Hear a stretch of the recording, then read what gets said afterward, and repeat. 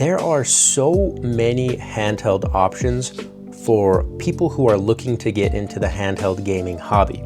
So many options, in fact, that it might actually be kind of confusing even knowing where to start. Lucky for you, I am obsessed with handheld gaming, and so today I am going to be laying out a full 2025 buyer's guide for those who are looking to get into the hobby, or maybe for those people who already have a few handhelds and they're just looking for another one to expand their handheld gaming collection. And just so you know, this list is going to have a pretty wide range of prices, starting at like $50 all the way up to $1,000 plus. So there's going to be something for everyone and every different price range. I'm Trav with Handheld Horizon.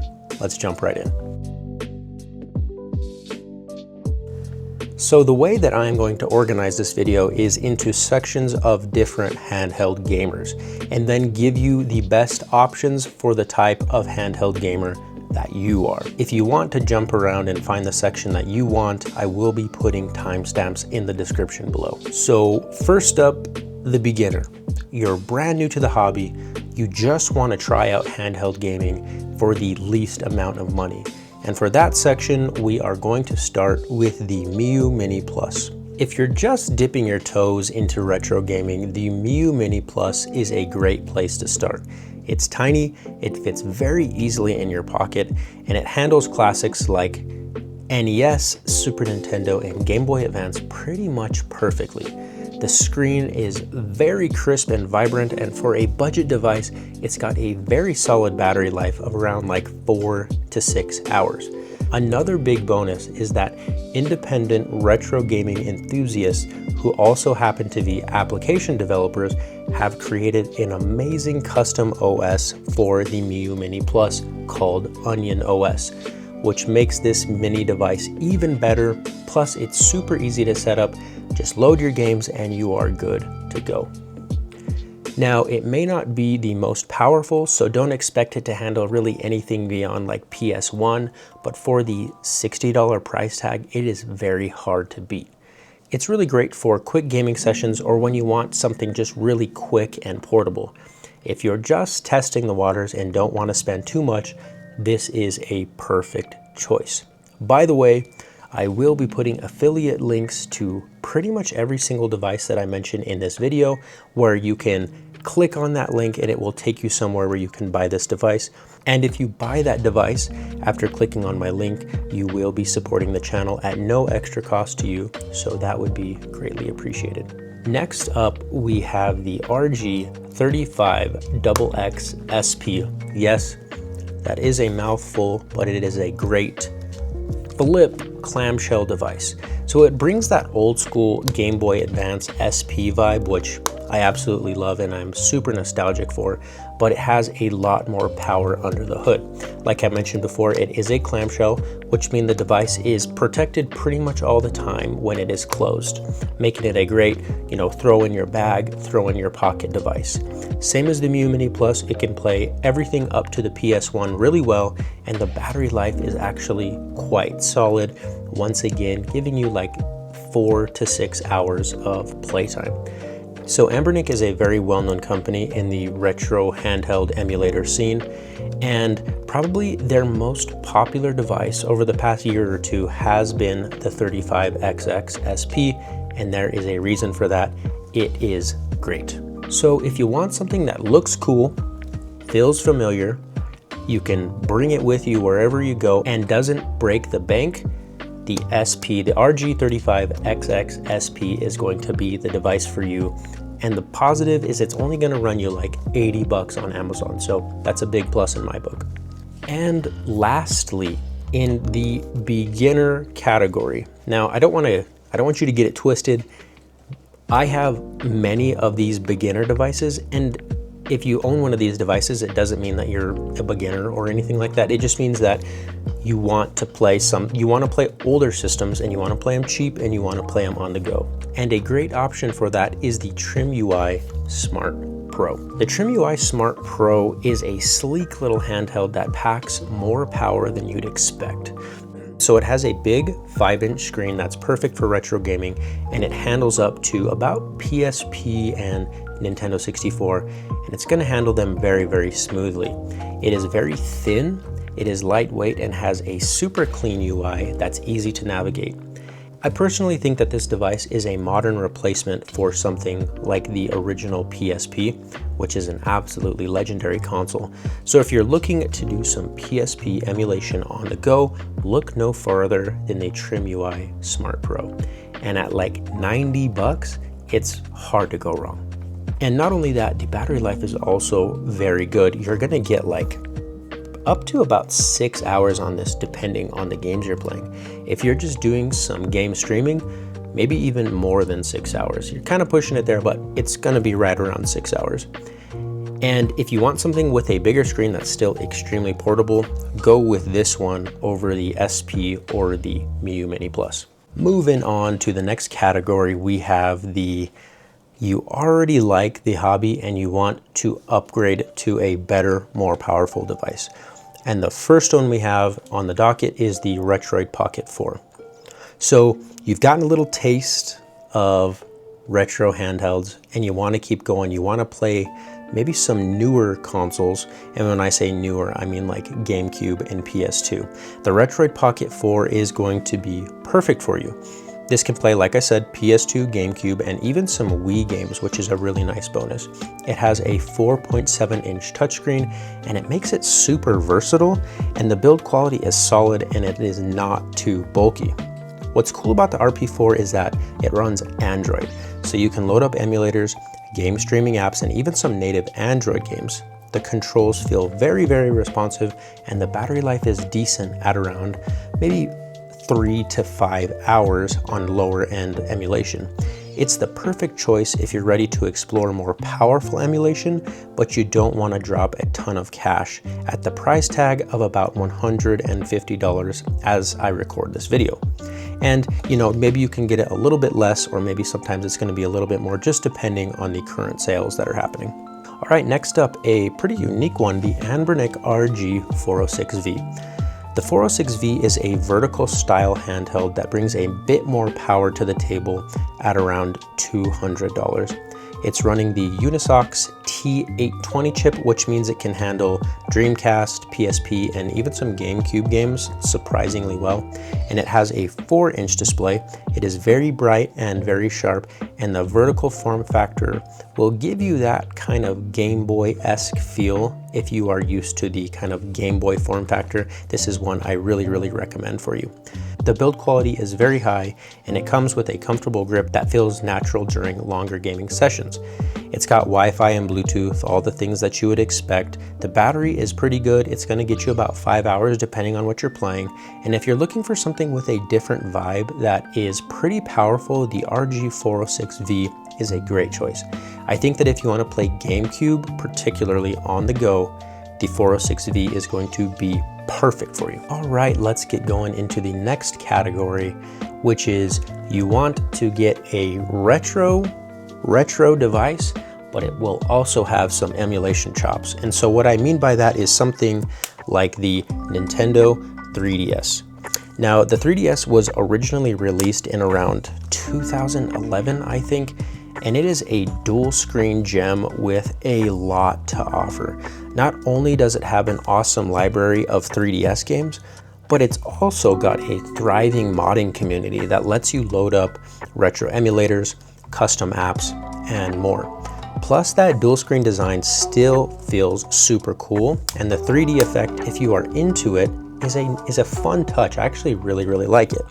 For me, the 3DS feels like a little world in your hand. And it's hard for me to explain, but I've done videos about the 3DS before, but the 3DS just has something special to it that really sucks you in because of that 3D effect. Now, like I mentioned, the 3DS really is making a comeback in recent years, and so you are going to have to pay a bit of a premium price to get your hands on a 3DS.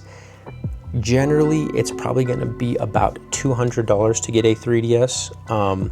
If you want to get a new model, it's going to potentially be even more, but sometimes you can find one locally like Facebook Marketplace or something like that for like 150 bucks. So if you're looking to mod your 3DS, which I do highly recommend that you do, it can emulate NES, Super Nintendo, and a bit of PS1. And not to mention that the 3DS also has a DS built into it, so you can play the entire DS catalog as well, which was an amazing system in its own right. So battery life is going to be about 3 to 5 hours depending on the model, but it's very easy to charge up, take on the go, and it is one of the best handhelds in my opinion because it hit me at the perfect time in my life. So the 3DS is just great, and the 3DS library is amazing, so I do recommend you check it out. Next up, we have the PS Vita. So the PS Vita is another great choice for people who want to play Vita games and also do some retro gaming. So it has a gorgeous OLED screen that was way ahead of its time, and that is on the PS Vita 1000 model. They also made a PS Vita 2000 model that has an LCD screen, which honestly, if I was you, I'd get the 1000 model. It's just pretty much better in every way. And thanks to the strong modding community, you can load it up with emulators and play some games. Pretty similar to the 3DS, you can play PSP, PS1 pretty much effortlessly. So if you do want to do some PSP emulation, the Vita is also going to be perfect for that. So native Vita games are still stunning, and if you're into indie games, it is a gold mine. The battery life on the Vita is going to be like 3 to 5 hours, and the library of games, both native and homebrew, makes it a super versatile choice. If you are looking for something with a premium feel, look no further than the PS Vita. But like I said, I do recommend the PS Vita 1000 model, which currently is going to run you about $150 to $250 depending on where you buy it. Alrighty, next up we have the category you just want to try out a handheld gaming PC. And the best, absolute best one that you can currently buy at a relatively low price point is the Steam Deck LCD. So if you're ready to jump into handheld PC gaming without spending a fortune, the Steam Deck LCD is the perfect entry point. It gives you access to your full Steam library, runs a ton of indie games, and lets you tweak settings just like you would on a normal PC. The 7-inch LCD screen is clear and vibrant, and the controls feel super comfortable even during longer sessions. Now, battery life is going to be a little bit lower than these smaller handhelds that we've talked about, and that's because this does have more power. So you're going to be looking at around 2 to maybe 4 hours depending on what you're playing.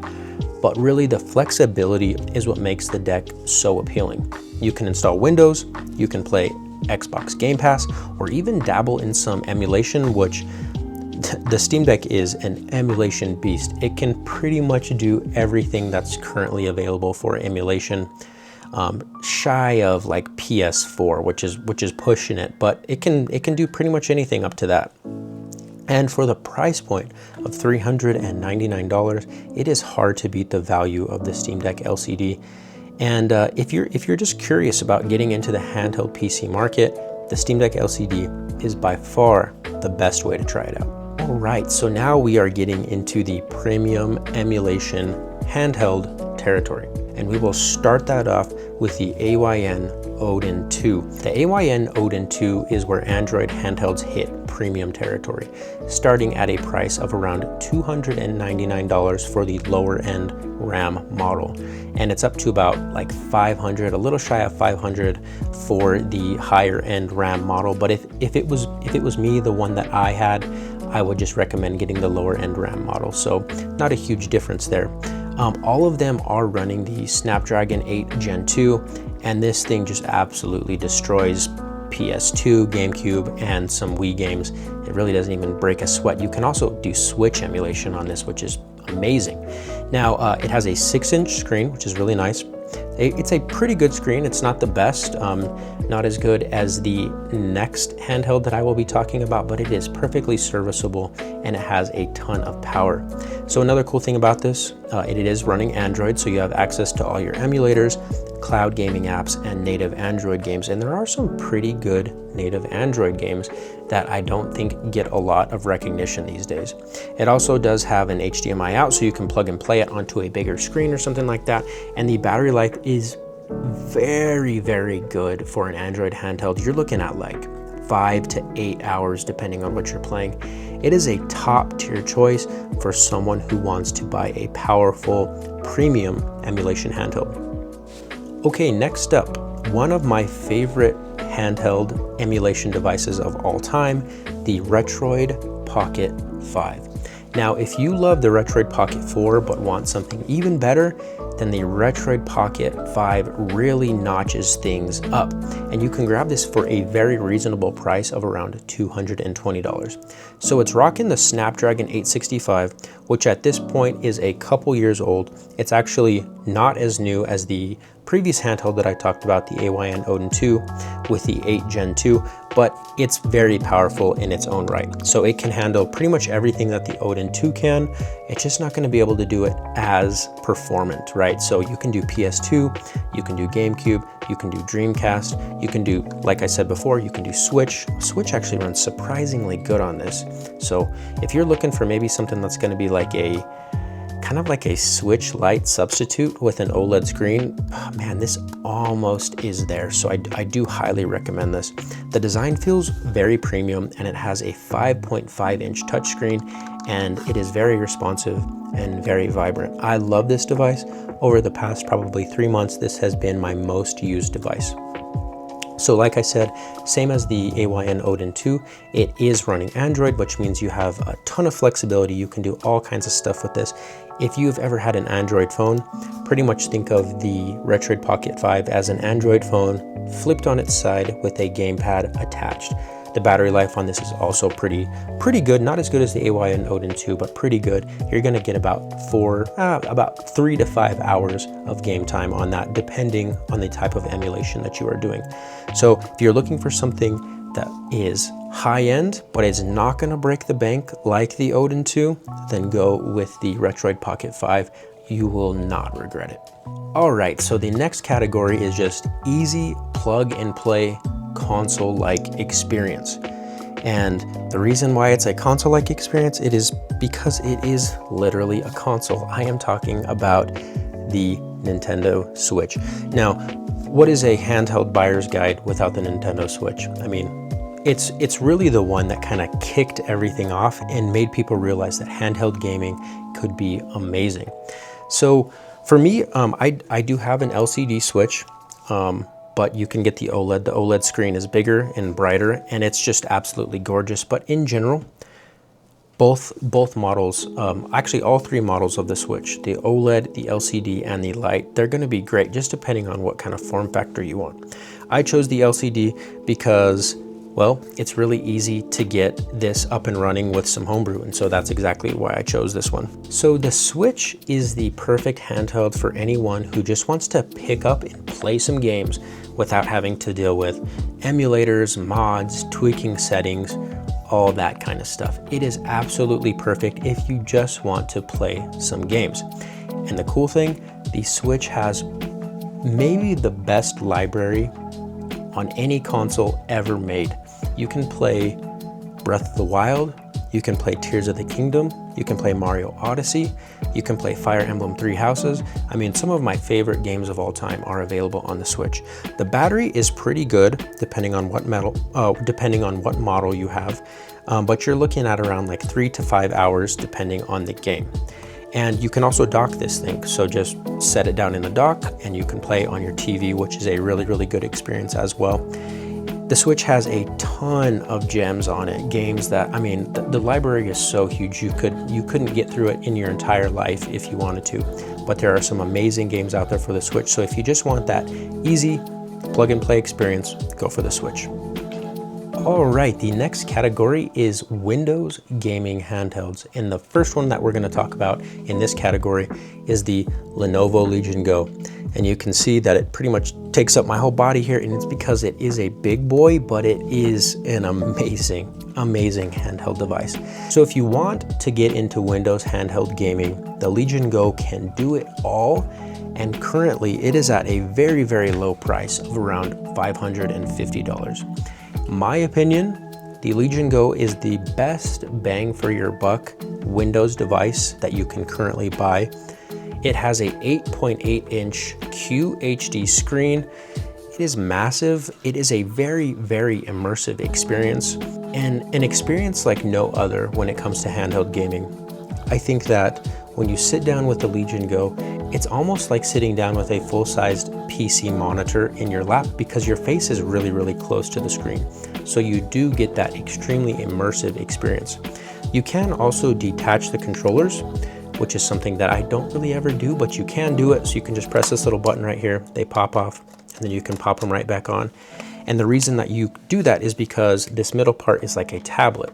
So you can set it down on the stand, set it on your desk, wherever you want to do, and you can just have both the controllers in your hand and be playing like this. So I've done it a couple times for a couple different games, and it was a pretty good experience overall. So battery life is probably not the reason you're buying the Legion Go. The Legion Go is going to get you about 1.5 to 3 hours of game time, depending on which games you're playing. Now, if you're playing like Game Boy Advance emulation, you could probably get like 5 or 6 hours on this.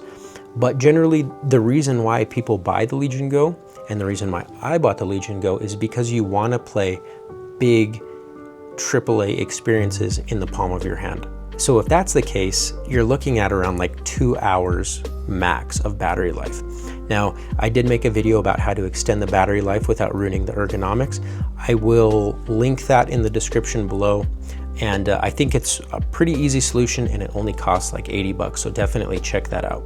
So if you're looking for a very immersive experience on the go, the Legion Go, it currently is not topped by any other handheld out there. All right, next up we have the original ROG Ally. So this is the one that came in white. So the ROG Ally brings serious performance to the handheld PC space with a 7-inch full 1080p screen. And just like the Legion Go, it has the Z1 Extreme, or the base model has the Z1. I do recommend the Z1 Extreme because the Z1 really isn't even as performant as something like the Steam Deck, so the extra money that you're going to spend is really not worth it. But if you do get that Z1 Extreme, you are going to be able to play some really great games on the go. If you don't want something as big as the Steam Deck, and you don't want to spend a ton of money, then go with the ROG Ally. Right now, you can pick up the ROG Ally for like $400, $450 brand new at like Best Buy or something like that. So check it out. And the battery life is okay on the original Ally. You're looking at around the same as the Legion Go, about 2 to 4 hours depending on what you're playing. So the ROG Ally is an all-around good choice if you want to get into Windows gaming, you want to have a bit more of a small handheld experience, and you don't want to break the bank at like 400 bucks or something like that.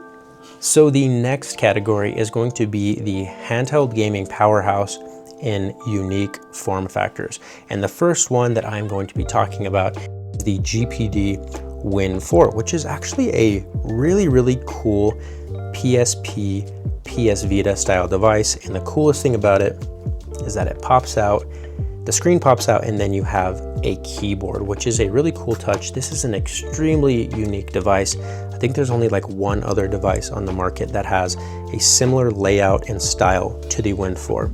So the Win 4 has been around for about 2 to 3 years now, and it's been the same general shell. They've just been upgrading the internals. So it started out with the 6800, then went to the 7000 series, the 8000 series, and now you can buy a Win 4 with the HX370, which is almost a generational leap in performance. So the built-in keyboard on this is actually very, very useful. Now, I was a bit skeptical when I first heard about it, and then I actually got my hands on it, and I realized that this keyboard is very, very useful. So if you're playing a game, you're using the built-in controllers, and let's say like you need to press a hotkey, you don't have to bring up a virtual keyboard, which is oftentimes kind of a pain in order to do a bunch of different actions in games. And games like MMOs actually present a really cool, kind of interesting mix of handheld and desktop controls on something like the Win 4.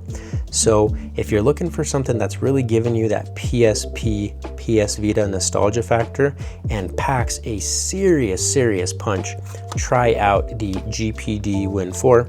Something to note is that it is actually pretty small. Like compared to a 3DS XL, it's really not that much bigger. But if you look at it on the side, it is quite thick. This is not something that you're gonna really put in your pocket unless you wear cargo shorts. And if you're wearing cargo shorts, well, then you might as well just fit a laptop in your pocket or something like that. The next up is another device made by the same company, GPD, and we are talking about the GPD Win Mini. So the Win Mini takes a different approach with a compact clamshell design that still delivers powerful performance. It's running pretty much a similar Ryzen chip to the GPD Win 4, so it can handle pretty much all of your modern games, just tuned down a little bit, maybe at around 720p, 900p or something like that. And for most games, you are going to be looking at 45 to 60 frames. Now, the good thing about both of these devices is that you do have very granular control over the power that you're putting into it. So you can put something like 5 watts all the way to something like 35 watts. So you can really maximize the power on these. And they do have really great built-in fans as well. So it's going to get hot in there, but it's going to disperse that heat pretty well, particularly on the Win Mini. And the keyboard is a bit more accessible on the Win Mini because it is closer to the side. So it does give you that kind of like thumb typing control that you're kind of missing on the Win 4 because you have to stretch out so far in order to type on the Win 4. But the Win Mini is great, and it is quite small. You can actually fit this in like a jean pocket or a short pocket or something like that. It's gonna be a bit uncomfortable, but you can do it. And you don't really have to worry so much about damaging it because it's a clamshell, right? So the screen is protected. All right, we are now moving into the premium best all-around devices that you can currently buy. And we are gonna start out with the ROG Ally X. Man, the ROG Ally X has continued over the course of 6 months to just impress me over and over and over again. When I first heard of the Ally X, I just thought, it's just like an incremental improvement over the original Ally. You know, it's not going to be able to top the Steam Deck. And funny enough, most of the time when I go to pick up a handheld and I want to play some PC games, I'm picking up the Ally X. It's small enough that it doesn't feel like insanely bulky. And the battery is insane. You really never have to worry about the battery on the Ally X. It has an 80 watt-hour battery. So if you're playing this on like 15 watts and you're only pushing like 20 total watts to the battery, you're gonna get like 4 hours on like high-end PC games. This has 24 gigs of RAM available to it, which makes it a little bit more powerful than something like the Legion Go. And it also does have that Z1 Extreme. But I think Asus has done some magic here in this particular Z1 Extreme to just make it more performant than many other 7,000-8,000 model Ryzen APUs that I've seen. For me, most of the time, when I want to play some PC games on the go, I am picking up my Ally X. And the Ally X is going to run you around $700 to $800. So in comparison to the previous category, you are getting way more bang for your buck with something like the Ally X. The Ally X is amazing. There's a reason it is in the premium best all-around category, and well, it's because it's probably the best all-around handheld gaming PC that you can currently buy. However, we have another one that wants to state its case here, and that is the Steam Deck OLED. Now, the Steam Deck OLED is not as powerful on paper as the ROG Ally X, but it does have an OLED screen, which the Ally X is lacking. The screen is 7.4 inches in a 16:10 aspect ratio, so it's only like half an inch bigger in terms of screen size. But for some reason, it just feels significantly bigger in terms of screen size than the Ally X. It's kind of hard to quantify, but long story short, I think I'm just gonna trust Valve from here on out because they definitely know what they're doing when they are crafting their handhelds. The OLED is an amazing handheld, and you can pick up the OLED right now for $599. Now, one thing I do have to mention is the resolution is considerably lower on the Steam Deck OLED. You're getting that 800p versus the 1080p on the Ally X. And if I am being honest, while I do love the 16:10 aspect ratio, some games just don't support 1610. They don't support 800p. So oftentimes you load up a game, you want to play it, and you're getting black bars.